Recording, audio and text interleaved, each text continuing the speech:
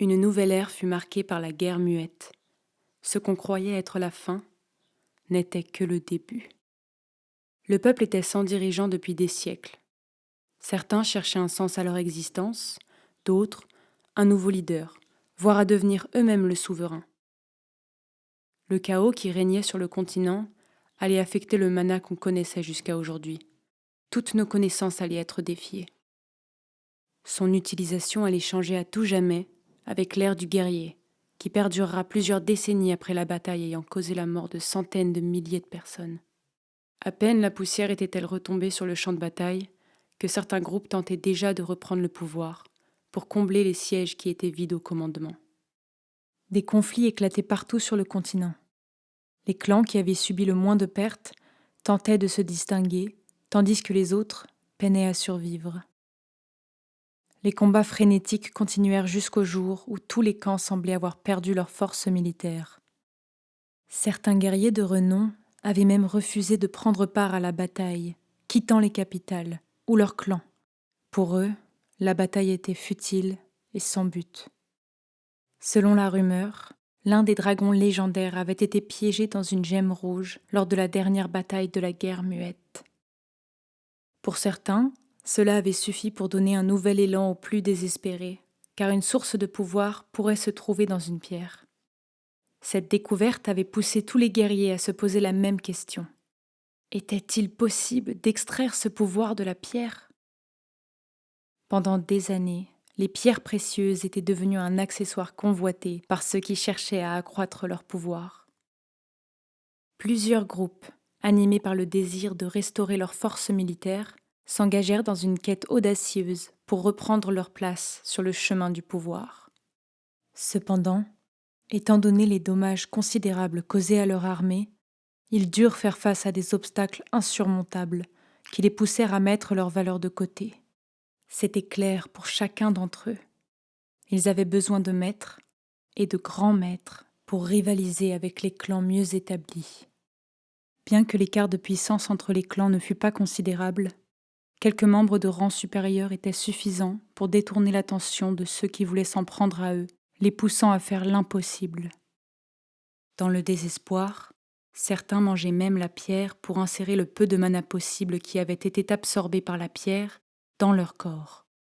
Pour l'instant, c'était leur seule option. Un des chefs du clan, ou le guerrier le plus redoutable, mettait son mana en stockage pour que les plus faibles l'utilisent, étant donné que personne n'avait réussi à mettre la main sur la pierre du dragon. Le résultat ne correspondait pas à leurs attentes. La plupart des groupes engagés dans ces expériences perdaient plus d'hommes qu'au combat, et la cause de ce phénomène restait inconnue. Il était évident que la consommation d'une pierre précieuse n'était pas normale, ce qui était complètement négligé par chacun des clans. Tout semblait redevenir à la normale après quelques années. Les clans n'arrivaient plus à suivre la cadence des combats et les pertes étaient trop grandes, en plus des expériences qui n'étaient pas concluantes. Pour certains, il ne restait qu'une option. Les clans ne pouvaient plus combattre de façon indépendante. Plusieurs débutant à nouveau la formation d'alliances pour limiter les pertes et améliorer leur position au sein de la société. Cette action poussa les guerriers, qui avaient déserté pour vagabonder ou rejoindre un village éloigné loin des conflits pour l'instant, à prendre une décision. Chacun se disait la même chose. C'est notre dernière bataille. Tandis que certains restaient loin des conflits, par simple manque d'intérêt ou par mépris envers la gouvernance actuelle, qui était incertaine. Tout semblait être calme de nouveau. L'ère de la guerre allait prendre fin. Certaines alliances étaient trop grandes pour qu'on les affronte, et d'autres, qui étaient à forces égales, n'osaient pas entrer en guerre par crainte de perdre leur position de pouvoir. Jusqu'au jour où un mage qui, depuis le début des hostilités, savait analyser les sorts elfiques, se demanda: comment est-il possible de retenir une créature divine contre son gré dans un rubis ? Ces études révélèrent que la magie elfique n'était pas différente de la magie taboue. La principale distinction résidait dans le fait qu'elle s'épanouissait dans la lumière et le bien-être de la société, en exploitant la quintessence du mana et de la pensée humaine, ainsi que l'énergie terrestre qui nous entourait. Cette réflexion poussa l'individu à découvrir ce qu'aucun autre avant lui n'avait su percer: lorsque le magicien elfique avait emprisonné la divinité dans une pierre précieuse, il ne fit rien d'autre que ressusciter une méthode extrêmement rare et complexe de transmutation. Les alchimies les plus éminentes étaient capables de concocter des potions avec une technique très similaire. À partir de plantes mystérieuses et de plusieurs manipulations, le noyau d'énergie qu'ils créaient sous forme de consommables avait pour but d'augmenter les pouvoirs magiques, ce qui était très similaire à la magie utilisée. L'homme était très loin de la réalité, mais pour lui, c'était très simple. Il n'y avait pas d'erreur, et il allait faire évoluer le monde de la magie, comme aucun autre mage n'avait réussi.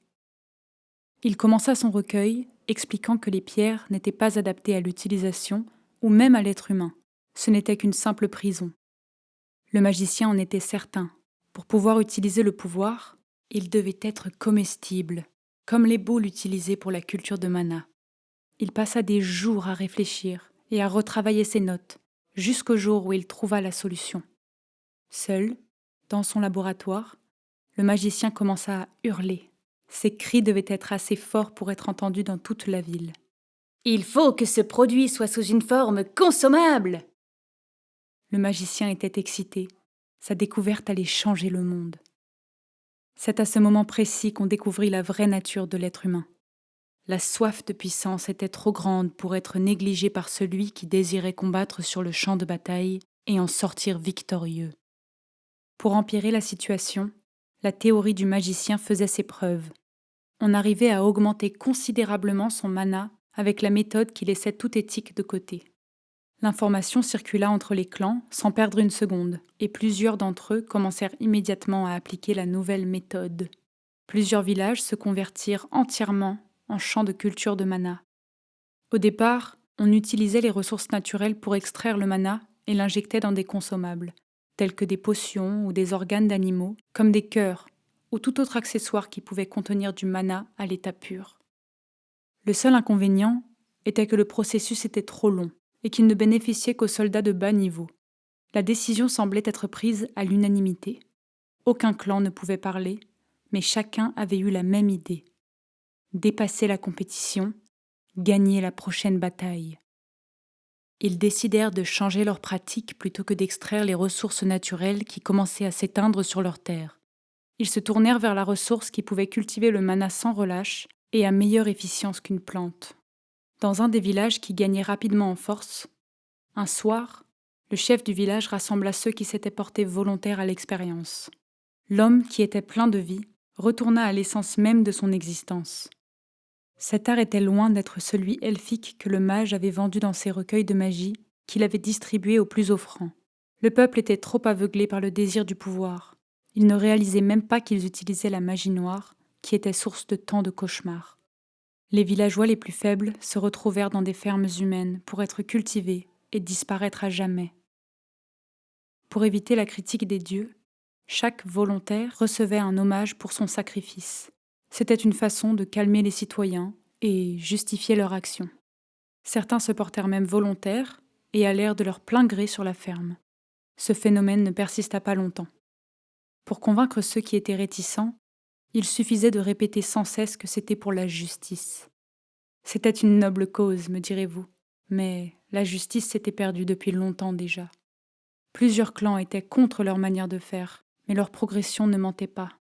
Les conditions de vie et la bataille qui en découlait les obligeaient à mettre de côté leurs valeurs. S'ils voulaient survivre, ils devaient accepter d'être prêts à tout. La bataille reprit sans prévenir sur le continent. Cette fois, le sang coulait moins sur les champs de bataille, puisque chacun des clans tentait d'avoir le plus de prisonniers possible pour améliorer sa troupe. Il n'y avait pas de différence, l'acte était le même. Des centaines de milliers de vies furent perdues. Les seuls qui survécurent étaient les gens sans mana, qui occupaient des postes d'artisanat de base et qui étaient autrefois la risée du continent. Ils continuaient leur activité pour aider du mieux qu'ils pouvaient, soulagés que leur vie soit protégée par le malheur qui autrefois avait fait de leur vie un enfer. Malgré les batailles qui continuaient, plusieurs clans avaient décidé de rester à l'écart et n'étaient pas intéressés par cette hausse de pouvoir, mais cette neutralité avait un coût. Les villages à la tête de l'alliance de la région avait mis en place plusieurs conditions pour s'assurer qu'il n'y ait pas de retournement de situation. Une des conditions parmi la liste était celle qui obligeait les villages à envoyer les guerriers compétents dans les bataillons. C'était un sacrifice raisonnable selon eux. Alors, ils plièrent les genoux en échange de la paix. Les mois passèrent et chacun des clans avait pris position avec sa troupe, située presque au centre du continent, où longeait un mur de montagne où se situait la frontière. Il était évident qu'une bataille décisive allait éclater entre les trois parties qui contrôlaient le continent. Le combat allait souligner l'arrivée du nouveau roi. C'était le moment décisif. La première goutte de sang serait versée après une semaine supplémentaire d'attente. Sans prévenir, une flèche se planta dans un des hommes qui avait trop avancé sur la plaine. Ce qui s'ensuivit fut une scène qu'on aurait pu imaginer en enfer. Les cris et les coups s'échangèrent pendant plusieurs jours. Le nombre de morts était impossible à déterminer à ce point, mais, sur le sol, chacun des combattants qui restaient debout pour combattre avait du sang jusqu'aux chevilles. Le combat perdura. C'était évident qu'il y avait des millions de morts. Et la plus inquiétante, personne ne semblait vouloir abandonner. Chacun était animé par une rage de vaincre et de sortir victorieux de cette bataille. Au 14e jour, les guerriers les plus faibles moururent d'épuisement, et les plus résistants continuèrent à combattre sans relâche, jusqu'au moment où une lumière qui déchira le ciel en deux attira l'attention de chacun des combattants. Personne n'avait jamais rien vu de pareil. Certains pensaient que c'était un sort d'un des mages qui allait s'abattre sur eux, alors ils lancèrent des sorts de protection. Leur intuition était bonne, mais ils avaient tort. C'était futile. Une silhouette semblait surgir de la fissure, mais avant que quiconque ait pu comprendre ce qui se passait, des milliers de rayons, mélangés à des sphères, s'abattirent sur le champ de bataille, éliminant tout ce qu'ils touchaient. Une fois au sol, les 3/4 des adversaires avaient déjà succombé aux attaques magiques. Les survivants se protégèrent dans sa direction. Quelques mouvements étaient suffisants. En à peine 2 heures, le combat était terminé. Ce qui s'ensuivit était une explosion d'énergie comme jamais vue auparavant. Elle consomma tout résidu sur le champ de bataille. Le sol, qui était recouvert de sang, était détruit, mais toujours sec. L'odeur du sang qui était imbibé dans l'air avait disparu. Les jours qui suivirent, plusieurs attaques s'abattirent sur les clans qui avaient mené ce monde vers sa perte. Les survivants dirent que c'était une femme à la beauté divine, mais la force d'une vingtaine de légions qui était à l'origine de leur situation. Plusieurs groupes désiraient se rebeller pour la retrouver, mais certains décidèrent plutôt de continuer leur vie tranquillement, puisque le danger semblait être disparu depuis son apparition. Puis, un soir, une explosion fit trembler le continent. Au réveil, tout semblait avoir changé. Les terres qui avaient été ravagées par l'avidité humaine semblaient avoir été réparées. Tous les débris avaient disparu. La terre semblait avoir repris vie. Les mois passèrent, aucun signe de la femme. Les rumeurs circulèrent selon lesquelles c'était Ash, une ancienne légende de guerre, qui était venue punir le mal. Le peuple était perplexe, mais ils avaient vu de leurs propres yeux sa puissance et son impact sur la région. Alors, ils se mirent à vénérer cette nouvelle déesse qui leur avait offert une nouvelle chance, mais aussi une terre fertile, remplaçant les dragons qui avaient longtemps régné sur ce continent. Plusieurs commencèrent à vénérer d'autres dieux, longuement oubliés. Tout semblait bénéficier de la progression du continent Yu. Les plantations, les affaires commerciales et le crime avaient diminué. Personne ne cherchait à être plus fort, il cherchait seulement à survivre, en harmonie puisque la bataille avait éliminé la plupart des guerriers, et le porteur de mana du continent les rendait vulnérables à Ashland, mais aussi le continent sylvestre où se trouvaient les elfes. Après quelques mois de calme et d'harmonie, l'inquiétude rongeait les citoyens de nouveau, puisque le taux de criminalité montait et certains clans continuaient à pratiquer l'art occulte. Étant donné que les porteurs de mana étaient rares et leur niveau très faible, c'était des proies faciles pour ceux qui voulaient bien s'en prendre à eux. Après tout, chacun avait la formule pour augmenter son mana de façon infinie. Certains enfants naissaient avec du mana, mais le phénomène était de plus en plus rare. Le peuple commençait à craindre le pire, et ce sentiment se répandait à travers le continent. jusqu'au jour où un homme proposa aux citoyens ses services de forgeron. Contrairement aux magiciens, il avait utilisé les gemmes différemment, plutôt que de tenter de les manger comme un imbécile. Il décida de mélanger la pierre avec l'arme forgée. Plus la pierre était pure, plus le résultat était efficace, rendant l'arme aussi puissante qu'un maître si les conditions étaient favorables.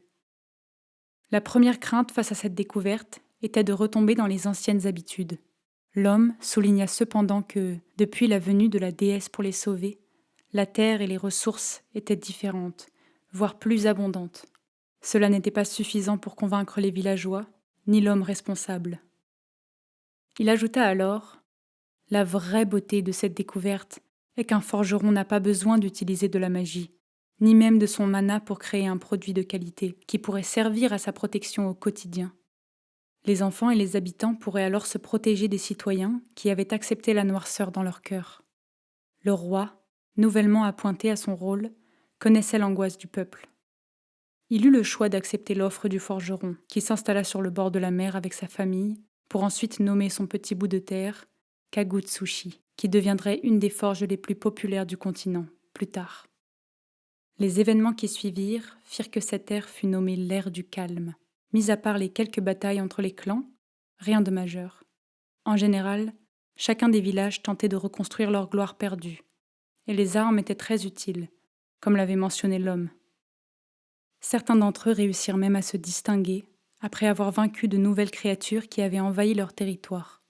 Cette situation permit à leur communauté de se rassembler et de partager un ennemi commun, plutôt que de se battre les uns contre les autres. Les chercheurs rattachaient ces apparitions de nouveaux joyaux et de créatures avec l'ouverture de la faille lors de la guerre. D'autres parlaient d'une simple évolution pour survivre.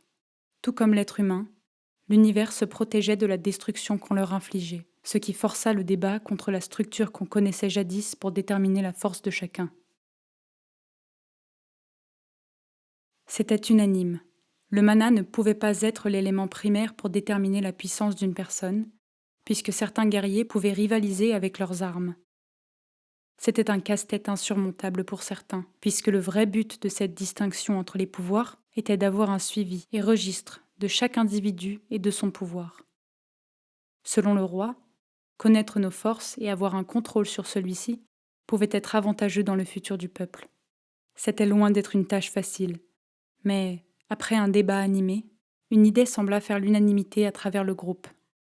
Pour calmer les ardeurs de chacun, le roi avait proposé d'utiliser le système de classement des potions. Il y avait 6 niveaux, soit SS, S, A, B, C, D et E. Les gens présents étaient loin de penser que c'était une mauvaise idée, mais un des guerriers se leva pour prendre la parole. Si votre objectif est de construire un registre pour surveiller le pouvoir de chacun, je crois qu'il serait juste que ce registre soit utile à la société. Le roi reprit sa place dans son fauteuil, l'air pensif. Ce que l'homme venait de dire n'était pas faux. C'est bien de demander quelque chose au peuple, mais il devait lui offrir quelque chose en retour. Tu n'as pas tort. Tu soulèves un bon point. Plutôt que de mettre ce registre au pouvoir du roi, nous devrions créer un institut qui pourrait utiliser cette ressource et unifier notre société. Le roi frotta sa moustache d'un air pensif, jusqu'au moment où il sursauta. Nous allons créer une guilde. La guilde n'aura pas de responsabilité envers le roi. Elle sera composée d'aventuriers à la recherche de gloire. Et, pour que chaque village désirant participer au bon fonctionnement de la guilde, nous créerons un poste d'accueil pour tous les aventuriers de la région, ainsi que pour ceux venant d'ailleurs. Le guerrier qui avait lancé la conversation reprit la parole. « Mon roi, vu l'état de notre continent, crois-tu que ce soit une bonne idée ? Tous les clans sont divisés. » Le roi déposa ses mains sur la table. « La guilde unira tous ceux qui rêvent d'aventure et de gloire. Un membre de la guilde aura le devoir de protéger le continent. Non, le continent n'est pas assez vaste. Le monde entier. Chaque clan et chaque villageois qui le souhaitent pourront soumettre une quête à la guilde, qui la distribuera ensuite à travers ses auberges. Les personnes qui souhaitent devenir des chevaliers de la garde royale, des mages ou même des forgerons pourront le faire. Concentrons-nous sur les compétences de chacun. Unifions nos rangs à toutes les positions.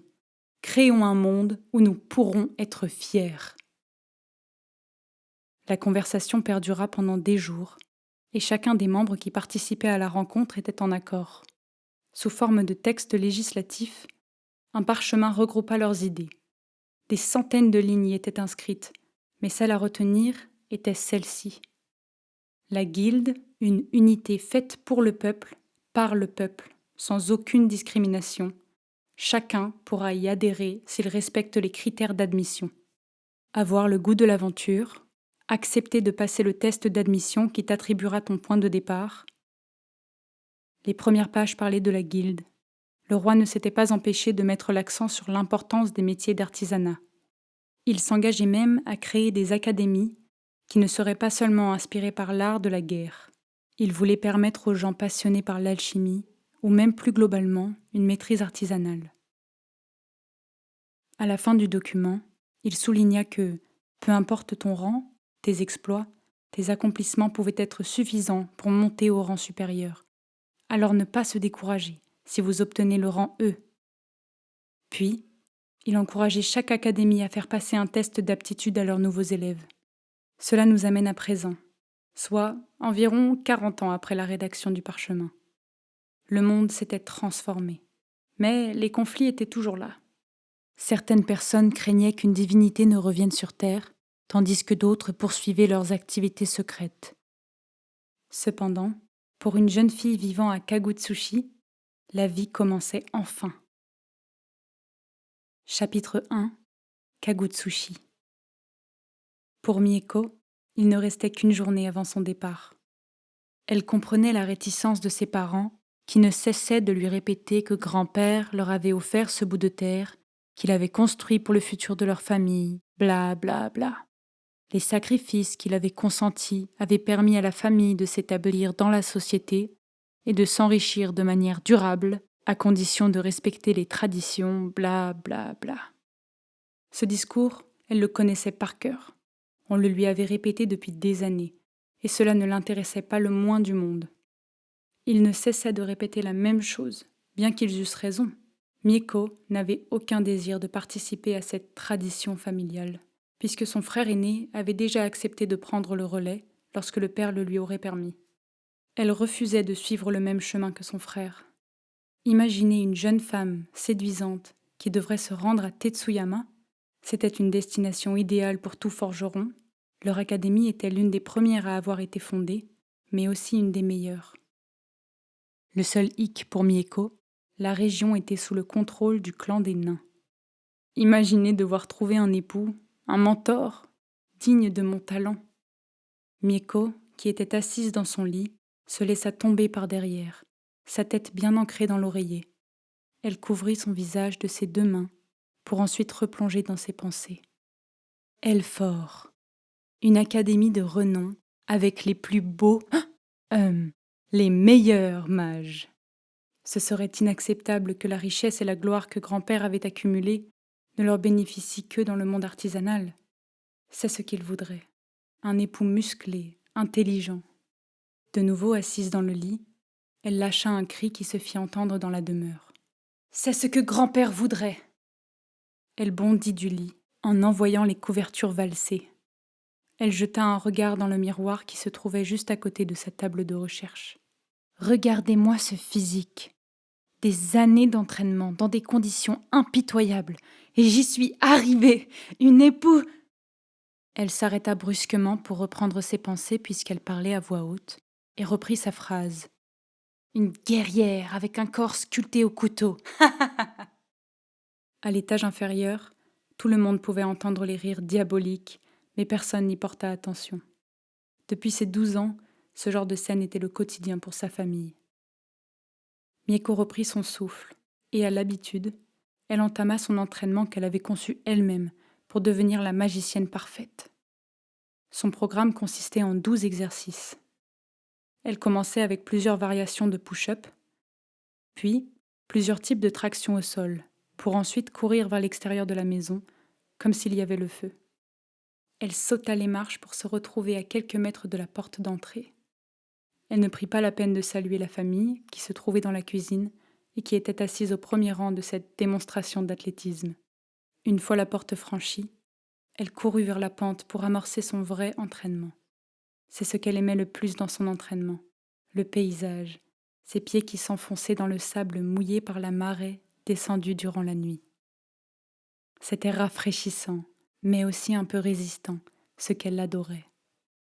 Une fois arrivée au bout de la plage, elle pouvait monter la pente à l'autre extrémité, quittant les terres qui leur appartenaient. À l'intersection se trouvaient 2 chemins possibles, celui vers le quai ou celui qui menait vers le haut, où le reste du village se trouvait. Un des petits chemins de terre permettait de longer le village. Plutôt que de passer à travers chacune des rues, elle préférait faire le détour pour éviter d'attirer l'attention ou d'être interrompue, et aussi pour ensuite longer la falaise qui surplombait le village et pour finalement se rendre jusqu'à la forêt pour y continuer son entraînement. Mieko n'avait jamais eu de mentor, mais elle avait toujours su qu'elle allait être un mage, puisque les mages étaient principalement de la noblesse, et ils étaient magnifiques, avec leurs longs cheveux et leurs tuniques qui reflétaient leur élégance. Il n'y a aucun doute qu'il pouvait être l'époux idéal. Alors, pour se préparer à ses débuts en tant que mage, Mieko avait créé un autre programme d'entraînement supplémentaire, puisque la magie n'était pas seulement l'aptitude physique. Depuis déjà quelques années, à tous les matins, pendant des heures, elle pratiquait les mêmes mouvements dans l'espoir de lancer des sorts surpuissants. Une fois dans la forêt, après avoir gravi une pente recouverte d'arbustes et d'un boisé dense, un petit rond de terre délimitait sa zone d'entraînement. Il était même possible de monter les arbres pour sauter sur le sommet de la falaise, puisqu'avec le terrain qui était maintenant plat, se trouvait à la moitié de la falaise qui formait un arc protégeant la forêt. Mieko, aidée des connaissances transmises par sa famille, avait forgé un bâton avec le bois qui l'entourait. Elle suivait la même logique que celle observée dans les livres sur les grands épéistes, répétant chaque mouvement afin d'atteindre son but. Elle donnait des milliers de coups de bâton. Pour elle, c'était évident que la seule différence entre un épéiste ou un mage était l'arme. Au départ, elle n'était pas certaine, puisqu'un jour, un mage était venu en visite au village pour aider son père à forger une arme. Il semblait pouvoir manipuler le feu et l'eau. Mieko, dans l'espoir de répliquer l'exploit, avait passé des heures assise dans l'eau. Mais rien ne semblait se passer. Alors, ça provenait sûrement de son arme, puisque l'homme avait un bâton très similaire à celui qu'elle avait créé pour sa pratique, après sa rencontre. Elle n'avait ni flamme, ni eau, mais, après 2 ans et des dizaines de milliers de coups dans les airs ou contre le sol, son coup avait réussi à transpercer le tronc d'un arbre. Pour elle, c'était évident qu'elle était rendue un mage. C'était sans aucun doute la magie de la terre dont tout le monde parlait. Alors, c'est à 11 ans qu'elle annonça qu'elle allait rejoindre Elfort, certaine qu'elle manipulait déjà la magie terrestre. Depuis ce jour, elle continuait à s'entraîner avec plus d'ardeur. Le plus incroyable, c'était que personne dans le village n'avait aucune idée de ce qu'elle faisait pendant la journée. Alors, son secret était bien gardé. La surprise serait incroyable une fois qu'on verrait les résultats de son entrée à l'académie. Pour le retour, elle gambadait vers la maison, en passant chacune des rues, affichant son plus grand sourire. Chacun des villageois la saluait. Comme à l'habitude, elle entra à l'intérieur. Mais en ouvrant la porte, elle constata que père l'attendait accompagné de son frère, tandis que mère se tenait derrière eux. Son père prit la parole dès qu'elle déposa son pied dans le cadre de la porte. « Ce n'est pas la peine d'entrer. Tu vas nous accompagner à la forge aujourd'hui, Mieko. » Elle regarda sa mère derrière, qui se contenta de hocher la tête lorsque leur regard se croisa. « Oh, vous savez que j'ai beaucoup de préparation à faire pour la rentrée demain. » Dai se rapprocha de Mieko et lui chuchota à l'oreille. « Fais-nous confiance, ça va te plaire. Ce n'est pas un de nos pièges pour t'apprendre à forger. » Les épaules de Mieko se relâchèrent et son regard se tourna vers son père qui se tenait le dos bien droit. Il semblait excité à l'idée de passer la journée avec sa fille et son fils. « Très bien, je vais vous suivre. Mais on doit se dépêcher.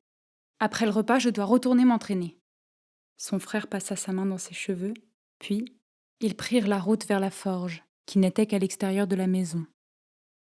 Nao fut le premier à entrer dans la forge. Les 2 autres le suivirent. Les fours étaient fermés, mais la toile qui donnait vue sur la mer était grande ouverte. Le vent caressait le visage de la famille qui tenait dans la pièce.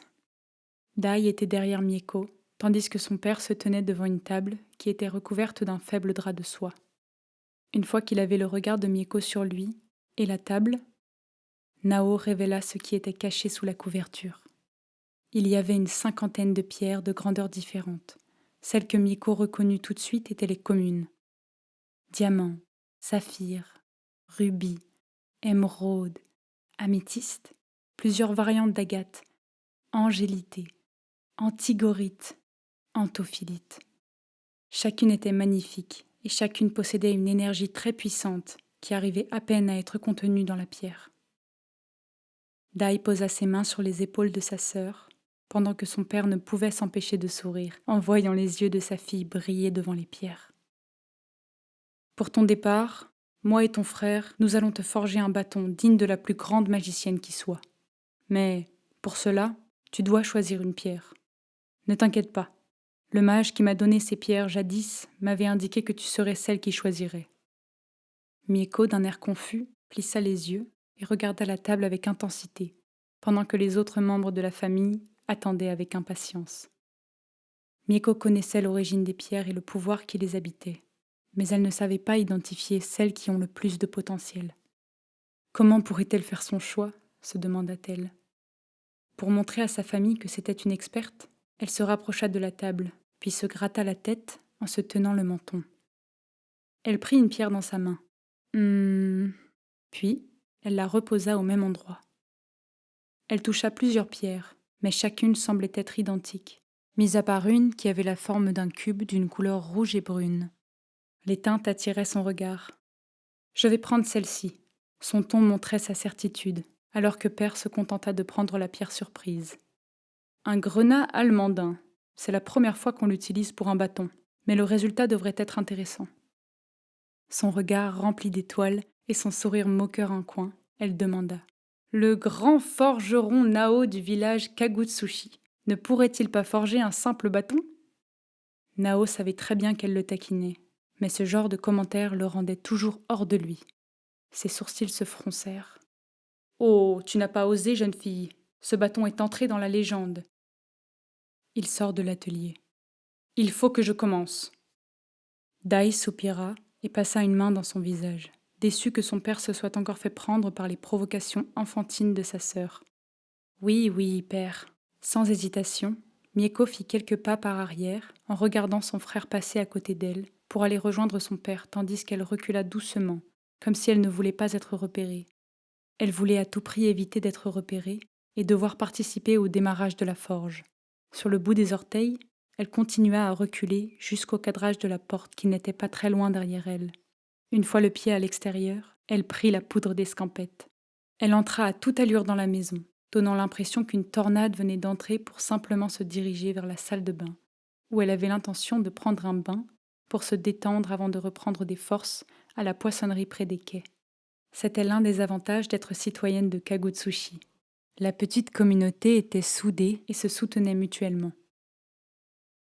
Avant d'avoir trouvé sa voie, Mieko aidait les commerces locaux avec leurs outils.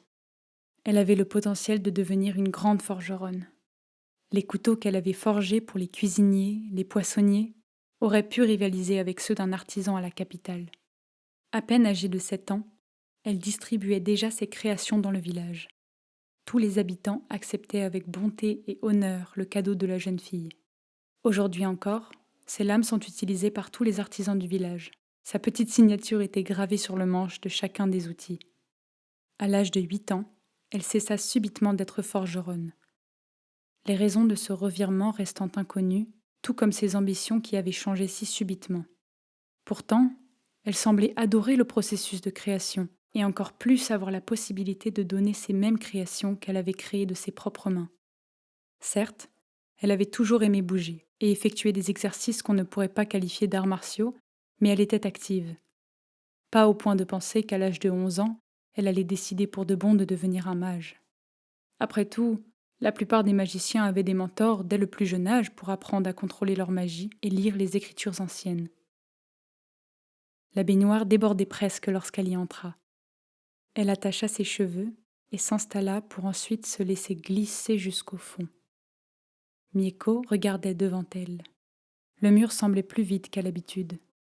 Elle reconnut tout de suite le portrait de famille qui y était accroché. Elle ne se souvenait pas de la dernière fois où elle avait pris le temps de regarder une des toiles accrochées dans la maison. Aujourd'hui, c'était différent, puisque c'était sa dernière journée à la maison. Elle ne savait pas pourquoi, mais elle avait le cœur lourd. Ce qui était étrange puisque, les dernières années, chacune de ses décisions était dans ce seul but. Ce n'est pas comme si elle abandonnait sa famille. Elle lui avait dit qu'elle reviendrait dès qu'elle le pourrait. Alors pourquoi se sentait-elle si mal de partir ? Se demanda-t-elle. Elle laissa sa tête tomber dans l'eau pour reprendre ses esprits. La chaleur de l'eau la sortit de cette mélancolie. Elle remit en place ses cheveux mouillés, puis elle accota son dos au rebord de la baignoire. Elle marmonna pendant qu'elle plaçait sa tête par derrière pour l'accoter. « Je n'ai pas à me sentir coupable. Mon frère prend le relais. » Elle agite ses jambes, créant quelques vagues dans la baignoire, envoyant de l'eau sur le sol.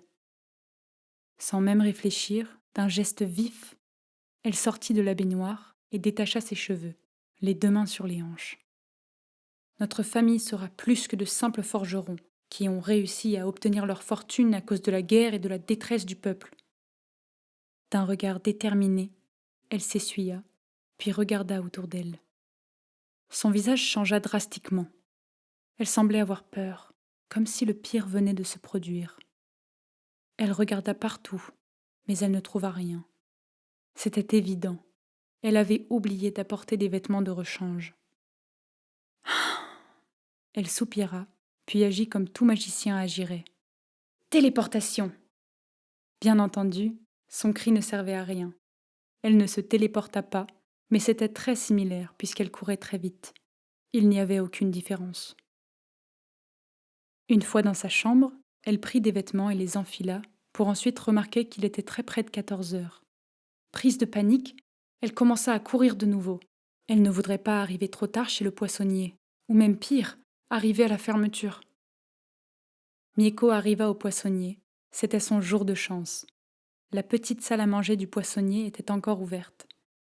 À l'intérieur, il n'y avait presque personne, et dès qu'elle franchit le bas de la porte, le vieil homme bondit de derrière le comptoir pour l'accueillir. « Mieko, je commençais à croire que tu ne viendrais pas aujourd'hui. » Mieko répondit d'un ton farceur. « Je n'oserais jamais manquer une journée. C'est quand même grâce à moi que cette place tourne. » Tous les deux éclatèrent de rire, car elle venait bien tous les jours, mais n'avait jamais payé un repas. Le vieil homme adorait simplement sa présence et l'énergie qu'elle dégageait. Il savait qu'elle était une bonne personne. Les deux s'assirent à une table près d'une fenêtre qui donnait sur la mer. Si calme, tout était paisible. « J'ai entendu dire que c'était demain le grand jour. Tes parents doivent être fiers. » Mieko regarda la table pour dissimuler son sourire. « Tu sais que mon père ne veut pas l'admettre, mais il a hâte de me voir diplômée de l'académie. En ce moment même, il travaille sur mon bâton de magicien. » Le vieil homme éclata de rire en regardant le sourire de Mieko, qui n'était plus dissimulé. « C'est bien votre père. Je suis content qu'il n'ait pas changé, malgré tout son succès. » Elle le fixa d'un air sérieux. « Oh, il a changé. Vous ne devinerez jamais ce qui s'est produit cette semaine. Je dirais même depuis 1 mois. Il ne m'a pas demandé de l'aider à la forge. » Le vieil homme frotta son menton d'un air pensif. « Alors là, je serais inquiète à ta place, ma chère, » dit-il d'un ton sérieux. Mieko demanda d'un air sérieux et inquiet. « Pourquoi ?» L'homme affichait un sourire en coin, sachant qu'elle était tombée dans son piège. « À mon avis, ton bâton serait qu'une brindille. » Mieko ouvrit grand la bouche, comme si elle était choquée de ses propos. « Il n'oserait pas !» Le vieil homme se pencha sur la table, comme s'il voulait chuchoter dans son oreille. Il murmura. « Pense-y, ce serait le genre de tour qu'il pourrait te jouer. C'est un farceur. » Mieko mit sa tête entre ses mains, puis la sortit en un instant. « C'est vrai, et je suis partie. Je devais le superviser. » Le vieil homme se leva de table. « Attends-moi ici. Si jamais il ose te tromper avec une blague de mauvais goût, j'ai exactement ce qu'il te faut. » Mieko regarda l'homme partir au loin. Son ventre gargouillait. « J'espère que c'est de la nourriture !» cria-t-elle. On entendit l'homme rire qui était déjà derrière la cuisine. L'homme sortit de derrière avec une assiette dans la main droite et sa main gauche tenait une petite boîte entourée d'un ruban. Il déposa l'assiette devant Mieko. C'était son repas favori, quelques nigris au saumon. Ses yeux étaient remplis d'étoiles. Les 4 morceaux semblaient briller dans l'assiette. C'était sûrement parce qu'elle mourait de faim. « Le poisson est frais d'aujourd'hui, alors régale-toi. » Son regard se détourna de l'assiette pour se concentrer sur la boîte et le petit ruban qui l'entourait. C'était une très jolie boîte. Mieko avait déjà vu Mère mettre des pierres précieuses dans ce genre de boîte. Qu'est-ce qu'il pouvait bien cacher ? Se demanda-t-elle. Le poissonnier remarqua qu'elle regardait la boîte. « Ça, jeune fille, c'est une de mes processions les plus précieuses. Et pour te remercier d'être venue ici tous les jours, j'aimerais te l'offrir. » Je ne peux pas accepter. Vous m'avez nourri tous les jours depuis des années, et j'ai adoré écouter vos histoires. L'homme sourit. « J'insiste. Cela vous sera utile dans votre nouvelle aventure. Je ne sais pas quand nous allons nous revoir. » Mieko bougea l'assiette délicatement pour qu'il puisse déposer la boîte devant elle. « Très bien, j'accepte, mais je vous promets de vous forger une pièce unique pour vous aider en cuisine à mon retour. » « J'accepte votre offre. » Mieko prit la boîte entre ses mains. Elle était très léger. Elle avait l'impression de lever une plume. Alors, sans plus attendre, elle tira le ruban qui se déroulait sans souci, comme s'il attendait d'être tiré. Elle utilisa la même main pour ouvrir le couvercle qui, à sa grande surprise, s'ouvrit comme un coffre. À l'intérieur, déposé sur un petit coussin, il y avait un ruban de soie. Elle prit le ruban dans ses mains. Sa douceur sortait de l'habitude et sa texture était agréable au toucher. « Veux-tu que je t'aide à le mettre dans tes cheveux ?» Elle hocha de la tête et lui passa le ruban qu'il prit avec affection. Puis plaça ses cheveux en queue de cheval, sans le moindre souci. « Vous êtes très habile pour un homme sans cheveux, » dit-elle pour complimenter le vieil homme. L'homme affichait un sourire, mais on voyait dans ses yeux une tristesse cachée qui donnait l'impression qu'il retenait ses larmes. Mieko, prise de panique à l'idée qu'elle eût été maladroite avec sa taquinerie, s'excusa. L'homme, plutôt que de répondre, se contenta de prendre place devant elle et de tirer l'assiette qu'elle avait tassée devant elle. « Tu n'as pas à t'excuser, Mieko. Je ne sais pas si tu étais au courant, mais moi et ma femme, nous avons perdu notre fille à un très jeune âge. Ma femme avait préparé ce ruban pour elle lorsqu'elle entrerait à l'académie. De te voir le porter fièrement m'a surpris. » Mieko déposa sa main sur celle de l'homme. « Vous n'avez pas à vous inquiéter. Je le chérirai jusqu'au dernier jour de mon existence. Merci pour ce magnifique cadeau d'une valeur inestimable. » « Merci, Mieko. » L'homme déposa sa seconde main sur celle de Mieko, qui couvrait la sienne, avant de se lever. « Je connais ton appétit. Je vais te préparer d'autres plats. Commence à manger. » Comme de vieux amis, ils continuèrent à parler pendant des heures, jusqu'au coucher du soleil, où c'était le moment pour chacun de rentrer chez soi. Mieko marchait vers chez elle, sans s'empêcher de regarder chacune des maisons qui se trouvaient autour d'elle. Chacun des résidents lui avait déjà parlé, chacun l'avait déjà aidée, ou encore lui avait offert un repas lorsqu'elle rentrait de son entraînement. Elle s'arrêta, puis regarda le ciel. Un jour, je vais retourner l'appareil à chacun. Enfin, chez elle, la maison semblait être complètement vide. « Je suis rentrée !» Personne ne répondit. La première chose qui lui vint à l'esprit était qu'ils étaient sûrement encore à la forge. Et Mère devait être à l'extérieur, à lire un livre caché quelque part en dessous d'un arbre. Elle soupira et avança de quelques pas pour se rendre dans la cuisine, s'asseoir. Dès qu'elle eut franchi le seuil de la porte, sa mère surgit devant elle et cria « Surprise !» Mieko cria à son tour. Elle croyait que son cœur venait de lâcher. Une main contre le cadrage de la porte et l'autre sur son cœur, elle s'écria « Maman !» Les deux autres sortirent de leur cachette et, sur la table de cuisine, une énorme boîte s'y trouvait. Yuri prit sa fille dans ses bras. « Tu as tellement grandi !» Une larme à l'œil. « Tu me promets d'être prudente ?» Mieko, écrasée par l'affection de sa mère, tourna la tête pour regarder son frère et son père.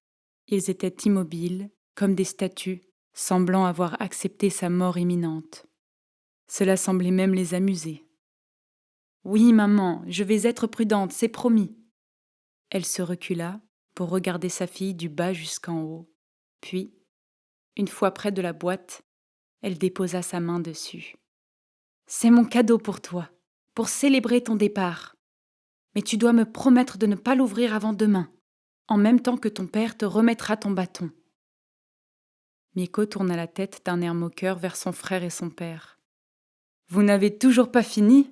Ouin, je ne sais pas si c'est l'âge ou la pression, mais vous semblez avoir perdu le petit je ne sais quoi. » En même temps, dans les yeux de Nao, une étincelle de colère semblait avoir été allumée. Son regard brillait de fureur. « Mangeons et retournons-y. Nous n'avons pas une seconde à perdre, Dai. » Dai ne fit que soupirer, tandis que Yuri éclata de rire. Les heures passèrent à toute allure. Le dernier souper de famille était animé plus qu'à l'habitude. Chacun riait, et retournant après à leur habitude. Dai et Nao retournèrent à la forge pour s'assurer de terminer leur création à temps. Yuri continua sa lecture dans le salon. Mieko était dans la mer, tentant de faire un avec l'élément, ce qui n'avait jamais fonctionné depuis des années. Les gens pensaient qu'elle aimait tout simplement se baigner et qu'elle cherchait une raison.